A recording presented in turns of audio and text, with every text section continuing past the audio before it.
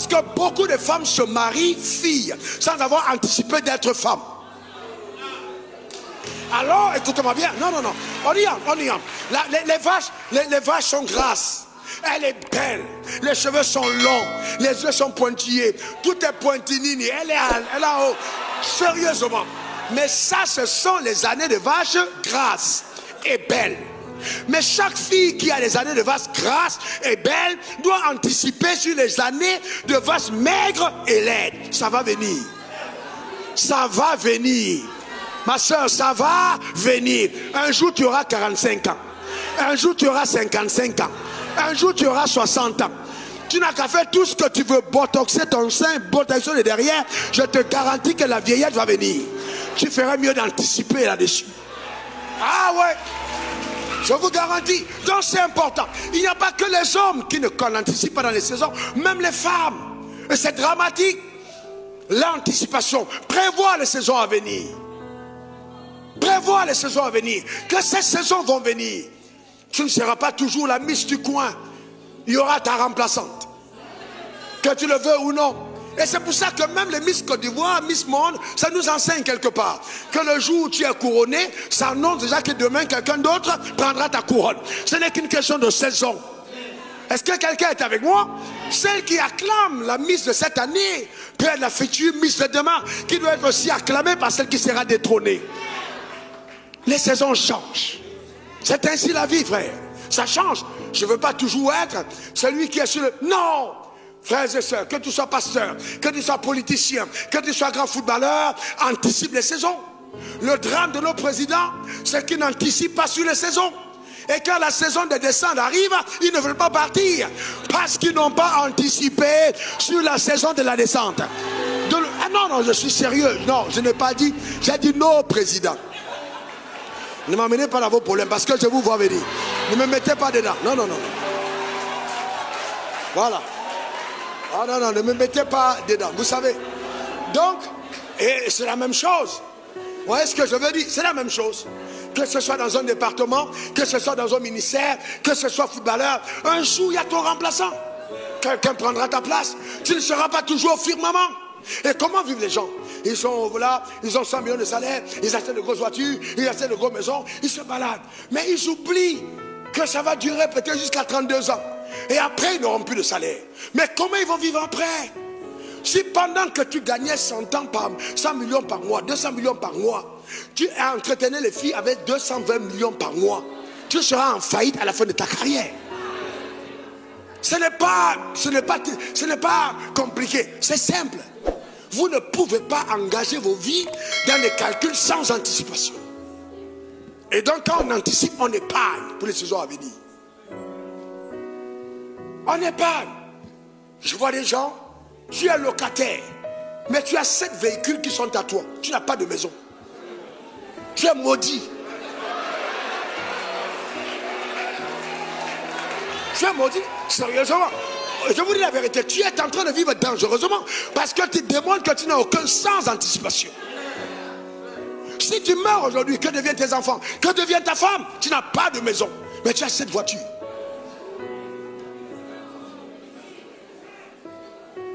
Mais c'est exactement comme ça qu'on vit. Tu as 400 000 francs de loyer par mois, de salaire par mois, mais tes sacs que tu veux porter, c'est les sacs de 1 million. Mais tu vas mettre ta vie en danger. Non seulement tu vas stresser ta vie, mais tu vas stresser la vie d'un homme qui t'épouse. Et il ne voudra pas dormir avec toi sur le lit. Pas parce que tu n'es pas belle, mais tu es devenu trop laide par tes aspirations de l'âme. Les mauvaises aspirations d'une femme enlaidissent sa beauté. C'est comme les masques qu'on a mis sur une femme pour qu'elle danse à l'ouest.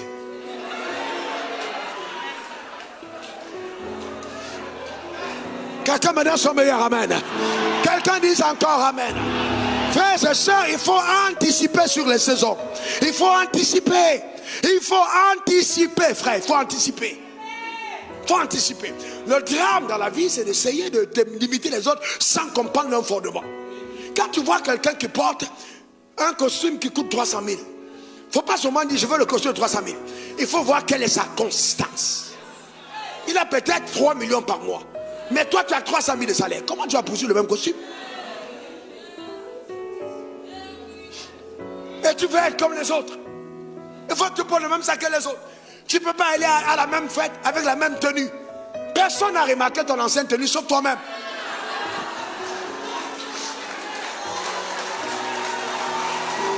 Personne.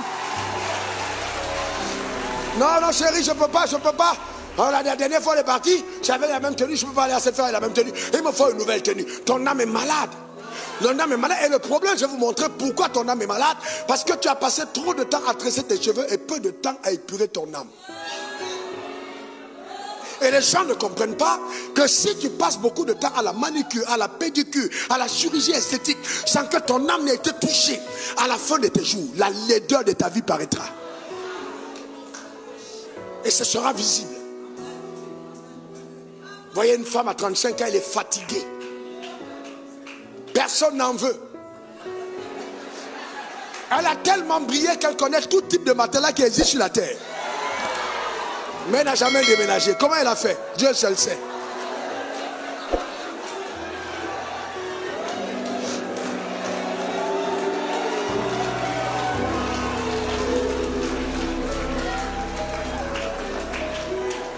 Donc vous voyez, il ne faut pas vivre une vie qui est axée sur l'apparence. C'est une vie de souffrance, c'est une vie de misère.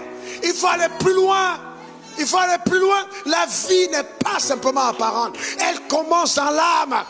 Que sais-tu un homme de gagner le monde s'il se détruisait lui-même? La richesse d'un homme, c'est pas oui je suis. Vous savez, un homme riche, la vraie beauté d'un homme riche, c'est comment il parle à sa femme. Un homme riche, c'est comment ses collaborateurs sont. Comment les gens se sentent autour de lui. Quand il passe, vous sentez qu'il y a quelque chose de doux. La manière de parler, la manière d'être. Les collaborateurs sont contents. Mais si ta richesse est là pour écraser les autres, mettre mal à les autres, et puis tout le temps tu te dégages des odeurs. Quand tu tournes le dos, les gens te maudissent. Tu ne sais pas, mais je te dis. Frère, ne me regarde pas comme ça, c'est pas toi que je parle. Vous savez, je vais vous dire une chose. Quand je prêche sous l'onction, je peux voir tes yeux, je lis tes pensées. Je vois tes pensées.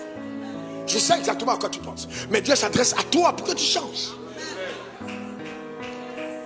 Il faut anticiper les saisons. Anticiper les saisons et être stable. Être stable. Le plus facile, c'est de monter. Le plus difficile, c'est se maintenir. Le plus facile, c'est monter. Le plus difficile, c'est se maintenir. J'ai eu mon premier milliard en 2007. Mais ce que j'avais compris de Dieu a fait que l'argent ne prendra jamais la place de Dieu dans mon cœur. Jamais. Pourquoi? Parce que je vais t'enseigner ce qui va suivre. La loi de l'anticipation. Pour parler de l'épargne, n'oubliez jamais que celui qui n'épargne pas ne s'enrichit pas. Vous ne pouvez pas vous enrichir sans épargner. Impossible.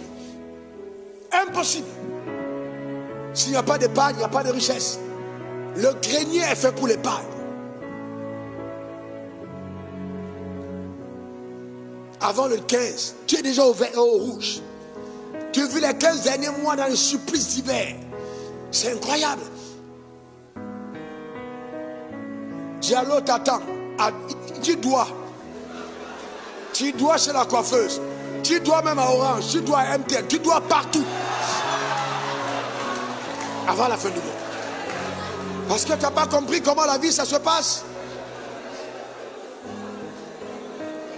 Notez ceci, la richesse, c'est le savant mélange de la générosité et de l'épargne. La richesse, c'est le savant mélange de la générosité et de l'épargne. Le grand écart, je suis généreux et j'épargne. Dieu n'a jamais demandé tout ce que tu as, mais une partie de ce que tu as. Et tu ne peux pas te permettre de tout manger. Et c'est pour ça que les gens tombent en affaires. Ils sont chefs d'entreprise, ils ont de grands marchés, mais ils vivent une vie tellement pompeuse que les gens restent sans salaire pendant 4 mois. Ils n'ont pas de salaire. Le patron a tout mangé. Parce que vous ne comprenez pas les saisons. Les saisons. Les saisons de la vie. Un temps viendra, mais il faut savoir attendre la saison. Il y a un temps pour semer, il y a un temps pour moissonner. Tu ne peux pas te comparer à quelqu'un qui est dans la moisson alors que tu sèmes encore. Tu ne peux pas, frère. Tu es encore en train de s'aimer. Est-ce que quelqu'un comprend ça? Tu es encore en train de s'aimer. Il faut faire attention, la vie, c'est les saisons. Donc il va enseigner à Pharaon 2 leçons importantes. Premièrement, la notion de l'épargne. Deuxièmement, la notion de l'anticipation. Le drame, c'est que beaucoup d'entre nous ne comprenons pas la force de l'épargne. Quand je vois certains d'entre nous vivre dans la société, que ce soit ici, que ce soit au Cameroun, que ce soit au Congo, que ce soit au Tchad, que ce soit en Afrique, je vois les croyants vivre, j'ai mal à la tête. Parce que je me dis, mais j'ai l'impression que les croyants n'ont pas de sagesse. Frères et sœurs, vous ne pouvez pas réussir votre vie sans coopérer avec ces deux lois, la loi de l'épargne et la loi de l'anticipation. Frère, je ne suis pas un mauvais prophète, mais les mauvaises saisons arrivent. La Bible dit, l'heure vient où personne ne pourra travailler. Dans la vie de chacun d'entre nous, il y a le jour et il y a la nuit. Si tu n'as pas travaillé le jour, tu ne manges pas la nuit. Donc il y a l'anticipation et l'épargne. Eh bien oui, tu peux avoir une destinée en Dieu et échouer. La Bible dit, les pharisiens refusant de se faire baptiser du baptême de Jean ont rendu nul à leur égard les desseins de Dieu pour eux. Donc le dessein de Dieu pour ta vie peut être occulté par ton comportement. Je peux rendre nul les desseins de Dieu pour ma vie. C'est biblique. Je peux être loin et j'échoue. Je peux craindre Dieu et manquer de tout. Contrairement à ce qui nous a souvent été enseigné. Allez-y voir. Cet homme donc était mort et la veuve, la femme, est allée voir le prophète Élisée. Elle lui a dit, ton serviteur craignait Dieu.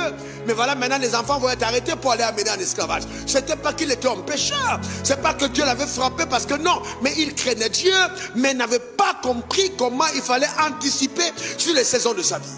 Et dans sa mort, ses enfants ont failli aller en esclavage. Je déclare sur ta vie que cela ne sera pas ton partage au nom suprême de Jésus. Donc il faut avoir de l'intelligence et de la sagesse. L'intelligence, c'est la capacité de comprendre les choses. La sagesse, c'est la capacité de solutionner les choses. Tu peux avoir l'argent et toutes les opportunités de la vie pendant une saison et après mourir pauvre. C'est parce qu'on n'a pas encore vu. Et la Bible dit, il n'y a rien de nouveau sous le soleil. Ce qui a été, c'est ce qui sera. Ce qui est, a déjà été avant. Donc, vous voyez, comprenez bien, c'est très important de coopérer avec la sagesse de Dieu. Mais voilà, fin d'une chose que son commencement. Un jour, tandis que je commençais nouvellement à m'intéresser à acheter des propriétés, j'ai été contacté dans ce propre pays par quelqu'un qui fut ministre de la justice.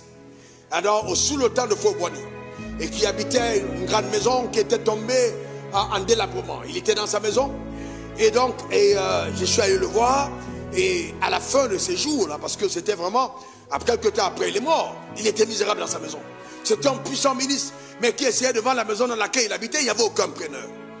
Et ce jour-là, j'ai été enseigné la sagesse de Dieu. Voilà quelqu'un que tout le monde craignait, tout le monde respectait, du temps où il était au pouvoir. Mais à la fin de ses jours, personne ne venait lui rendre visite. Il a terminé évangéliste. Tellement la misère l'a frappé qu'il s'est réfugié à l'église pour essayer de trouver au moins le salut de son âme. Gloire à Dieu, j'espère qu'il soit au ciel. Mais je prie pour toi que l'église ne soit pas un échappatoire. Mais que l'église ne soit pas une raison pour simplement terminer ta vie à aller au ciel. Mais que tu comprennes que la vie est faite de certaines sagesses. Tu ne peux pas la réussir si tu n'as pas compris certains préalables. Une des choses que la loi va te révéler avec fidélité, c'est le principe du semer et du récolter. Frères et sœurs, quel que soit ce que tu fais sous le soleil, tu récolteras un jour. Je te garantis, une méchanceté cachée, une fourberie déguisée, un jour ça te viendra au visage. La vie va te ramener ce que tu as mis en elle. Je vous garantis, ce que tu as mis en elle. Donc il y a des gens, quand ils sont au pouvoir, ils écrasent les gens, ils méprisent les gens. Vous savez, Dieu est tellement intelligent que tout le mal que tu as fait sous le soleil, un jour tu le payeras d'abord. Même tes enfants vont le payer. Il y a des gens qui portent des noms, ils ont peur de ces noms.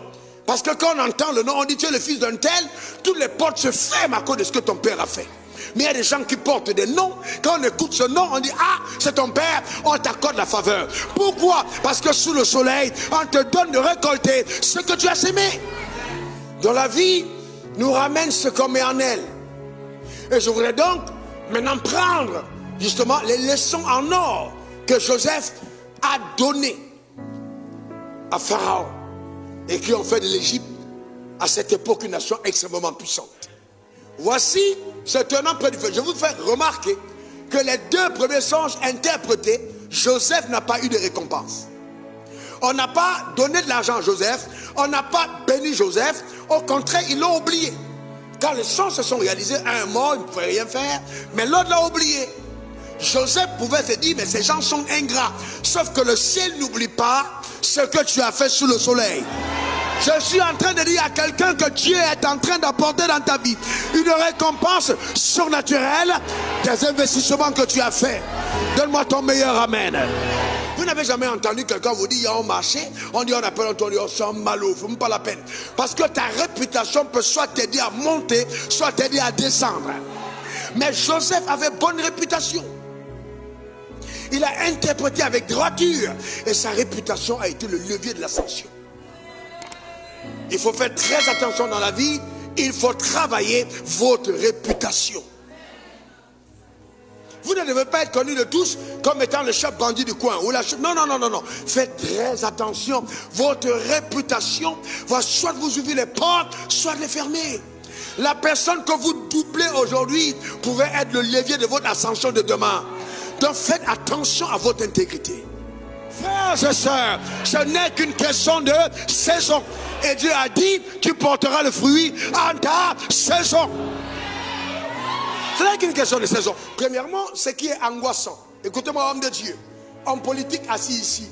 Comment est-ce que Dieu veut faire quelque chose sur la terre et il traite avec Pharaon? Parce qu'il n'y avait pas quelqu'un de l'église en position d'avoir ce genre de rêve.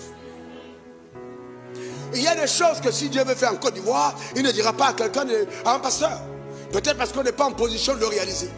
Et il y a des positions dans la vie qui obligent le ciel à coopérer avec toi. Pharaon est le type du diable. Mais c'est à lui que Dieu a donné le rêve en ce qui concerne l'Égypte. Aucun pasteur, aucun prêtre n'a rêvé. C'est Pharaon qui a rêvé. Et le meilleur d'entre les Juifs est allé interpréter le rêve de Pharaon. Ça veut dire que Dieu est capable de faire des choses que l'intelligence humaine ne comprend pas. Donne-moi ton meilleur amen. Et tant que nous n'avons pas compris la sagesse de Dieu, nous passons à côté de ce que Dieu fait. Non, Dieu ne peut pas lui parler. C'est pas parce qu'il ne fait pas Rendoko, Bandereko, Chata, Cabre qu'il ne peut pas avoir une vision de Dieu. Dieu sait que s'il avait donné peut-être la gestion de la commune à quelqu'un qui parle en langue, il aurait tellement parlé en langue qu'il n'y aurait pas eu de goudron. Donc il est obligé de donner à quelqu'un qui a le temps de réfléchir. Pas quelqu'un qui est simplement en train de danser et de chanter. Est-ce que quelqu'un comprend de quoi je parle? Est-ce que Dieu peut compter sur toi pour te donner son rêve?